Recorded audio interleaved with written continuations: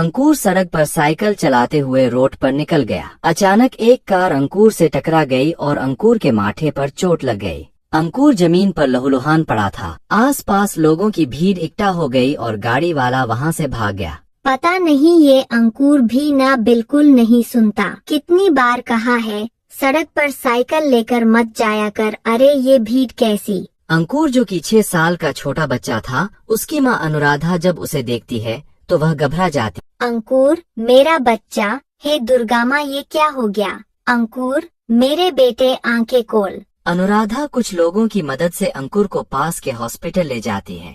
अंकुर का पिता, दादा, दादी और बाकी पूरा परिवार हॉस्पिटल पहुंच चुके थे, पर डॉक्टर ने जवाब दे दिया, हम अंकुर को नहीं बचा सके। नहीं डॉक्टर, मेरे बेटे अंकुर को कुछ नहीं हो सकता। माँ दुर्गा मेरे बेटे को कुछ नहीं होने देगी। मेरा अंकुर उन्हीं के आशीर्वाद से हुआ था। उनके होते हुए मेरे अंकुर का कोई बाल भी बांका नहीं कर सकता। सब अनुराधा को बहुत समझा रहे थे कि अंकुर अब इस दुनिया में नहीं है, वो संभल जाए, पर अनुराधा ये मानने को तैयार ही नहीं थी। अनुराधा की परिवार वाले सब उसे समझा रहे थे। अनुराधा माँ दुर्गा का नाम लिए जा रहे थे। जय माँ दुर्गा, जय माँ दुर्गा, जय माँ दुर्गा। उधर अंकुर का आत्मा यमराज के पास पहुंच जाता है। अंकुर यमयोग में रो रहा था, मम्मी मम्मी पुकार रहा था। मुझे मम्मी के पास जाना है, मुझे मम्मी के पास जाना है। नहीं, अब तुम मम्मी के पास नहीं जा सकते, अब तुम यहाँ ही रहना है हमारे साथ। नहीं, मुझे आपके साथ नहीं रहना है, मुझे अपनी मम्मी के साथ रहना है। तभी माँ दुर्गा आ जाती है। माँ दुर्गा मुझे बचा लो, ये अंकल मुझे अपने साथ ले जा रहे हैं। डरो नहीं पुत्र, मैं आ गई हूँ। मेरे होते हुए तुम्हें कोई कुछ नहीं कहेगा, पर तुम मुझे कैसे जानते हो।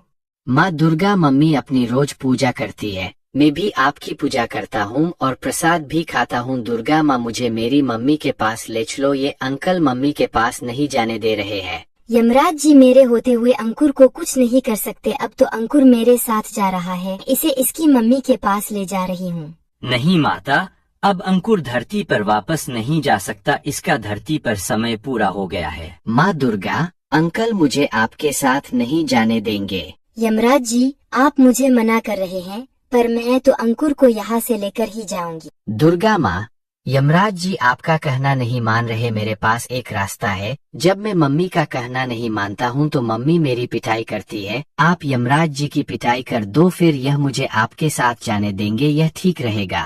क्यों यमराज जी, आज मैं आपकी पिटाई करूं? बालक, तुम तो बहुत चतुर हो, आज माँ दुर्गा से मेरी पिटाई लगवा रहे हो।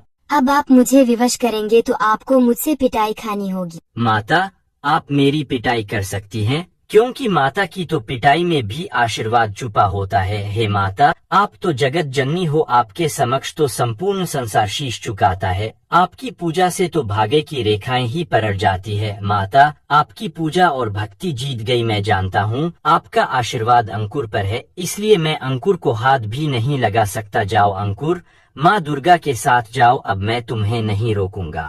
थैंक यू अंकल, आप भी बहुत अच्छे अंकल हो। हाँ यह तो है, यमराज जी अच्छे तो बहुत है, पर कभी कभी इनसे लड़ाई करनी पड़ती है, तभी यह बात को मानते हैं। चलो अंकुर, मैं तुम्हें तुम्हारी मम्मी के पास छोड़ देती हूँ।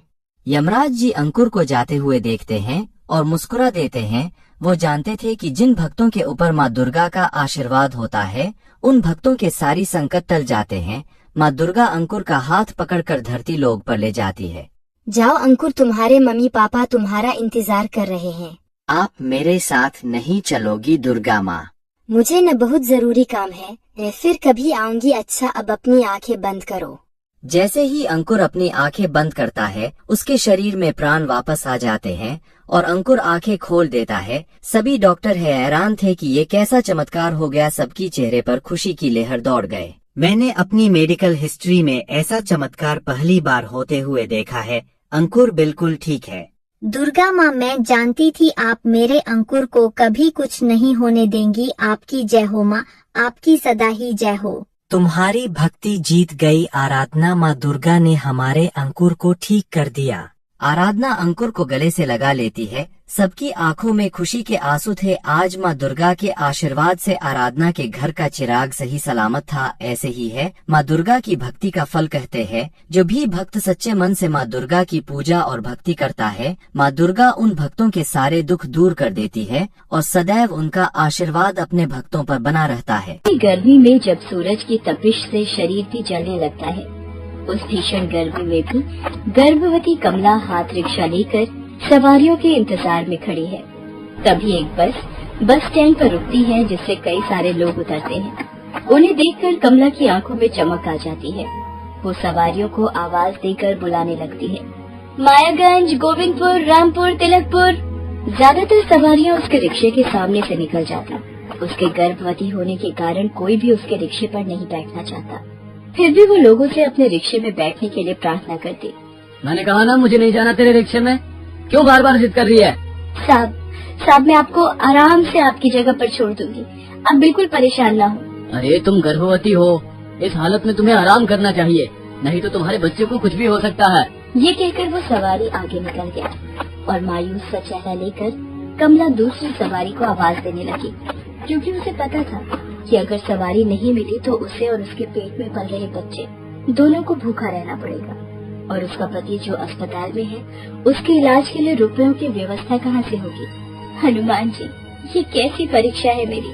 कमला का पति गंगू एक नंबर का शराबी था। शराब पीने के अलावा उसके पास कोई काम नहीं था। कहने को तो वो हाथ रिक्शा चलाता, लेकिन थोड़ी सी कमाई हुई नहीं कि वो शराब के ठेके पर चला जाता और सारे पैसे शराब में उड़ा देता। अरे भाई, ये कौन सी शराब बेच रहा है तू? ये तो चढ़ती ही नहीं, जरा दूसरी बोतल दे। 100 रुपए निकाल पहले। पैसे तो सारे खत्म हो गए। पैसे खत्म हो गए तो दारू भी खत्म।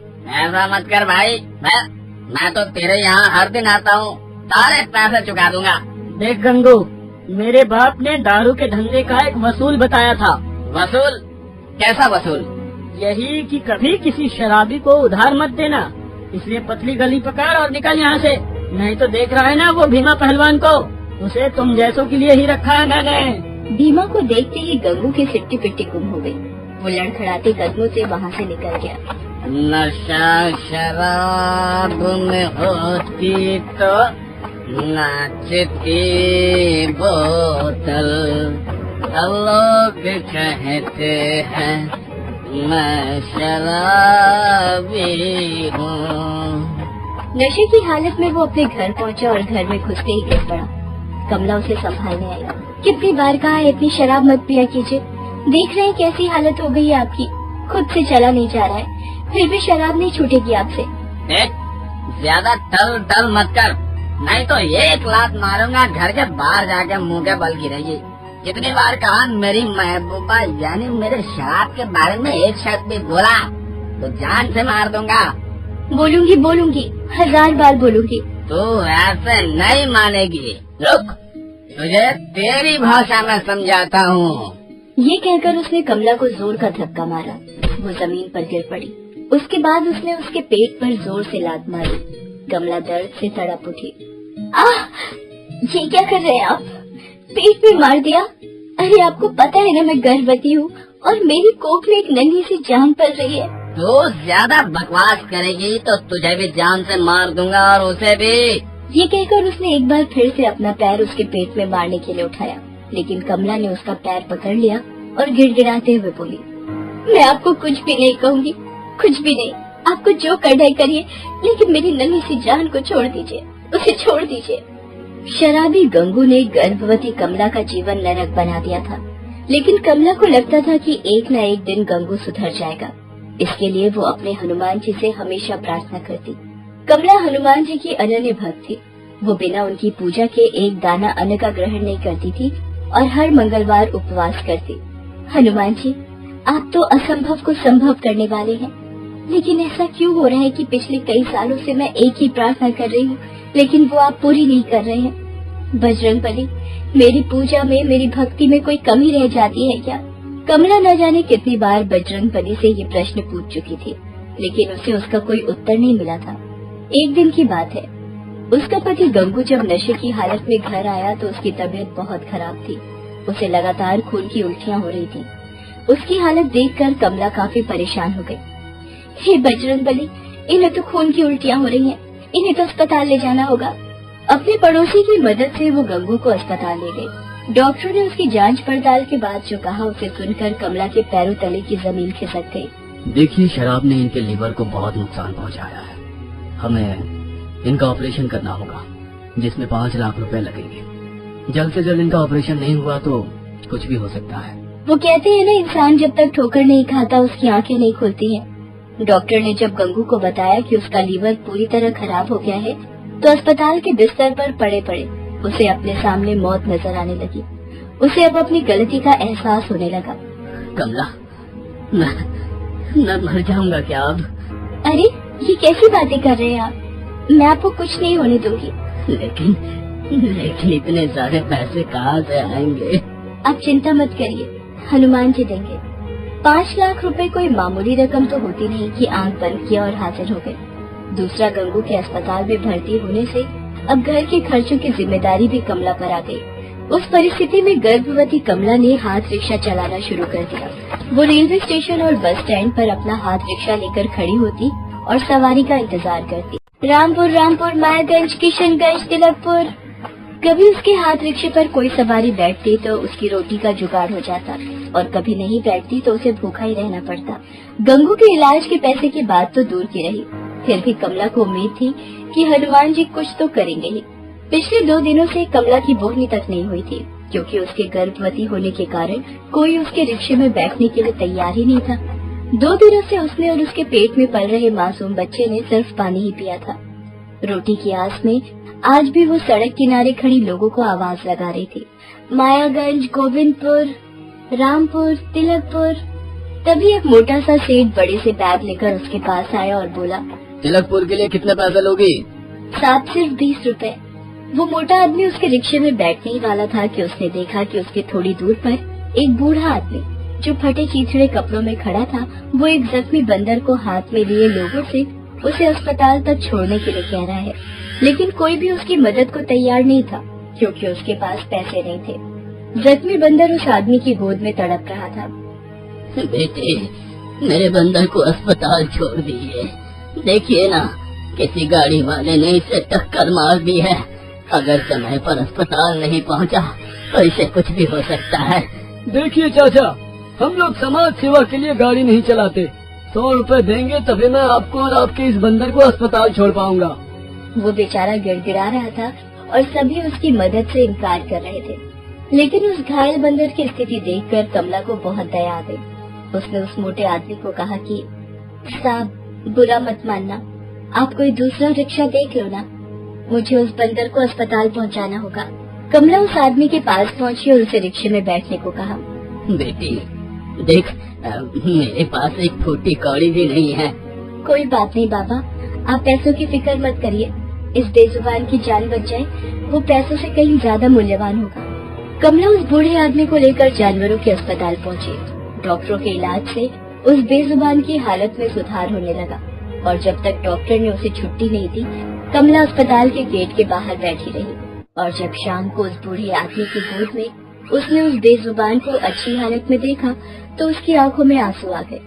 वो बूढ़ा आदमी उस बेजुबान बंदर को लेकर उसके पास आया तो वो कमला की गोद में चढ़ गया और उसे प्यार करने लगा। बेटी, आजकल की इस दुनिया में जब लोग इंसान की मदद नहीं करते, उस समय तुमने एक बेजुबान की मदद की है, वो भी तब जब तेरा पति अस्पताल में है। तू खुद गर्भवती है और 2 दिन से तूने कुछ भी नहीं खाया है। कमला ने जब उस बूढ़े आदमी के मुंह से ये सब बातें सुनी तो उसे घोर आश्चर्य हुआ। उसे समझ नहीं आ रहा था कि उस बूढ़े आदमी को उसके बारे में इतना कुछ कैसे पता। बाबा, आपको मेरे बारे में ये सब कैसे पता? मैंने तो आपको कुछ नहीं कहा। मुझे सब पता है बेटी, सब पता है, क्योंकि तू ही तो हर दिन मुझे सब कुछ बताती है। मैंने आपको कब बताया? मैं तो आपसे पहली बार मिल रही हूँ। तूने मुझे नहीं पहचाना? नहीं बाबा, आप कौन हैं? अचानक वो बूढ़े बाबा वहाँ से गायब हो गए और कमला के सामने साक्षात हनुमान जी आकर खड़े हो गए। उन्हें देखकर कमला की आंखों में आंसू आ गए, उसके होंठ कांपने लगे। हनुमान जी, आप? आज तो मैं धन्य हो गई, आप साक्षात मेरे सामने आ गए। मेरे सामने, इस गरीब दुखियारी रिक्शे वाले के सामने।